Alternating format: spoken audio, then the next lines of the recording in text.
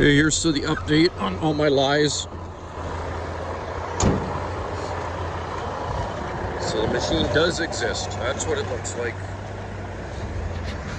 It's Unit 4640. Yes, that's a joke. I'd like to do a full walk around everything on it. I'm just checking on something. It's had an issue, and it's not the machine itself. It's a gorgeous piece of gear. Low hours, high lift, forestry, high and wide, lots of clearance, rock guards. This has been the issue, mega issue. It was a low hour, lightly loved, lightly used machine or attachment, and when it got put on, it wasn't working right.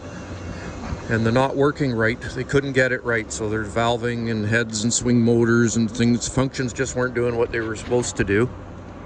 So it got took apart, the valve, and checked, and there was apparently ceramic and contamination in it, and there was contamination in everything. So whatever machine it came off, which, leave it at that, we know, it either grenaded or pooped its pants or did something, but this whole thing was every last part of it. This was supposed to be on our job on December 27th. It's March in a few days.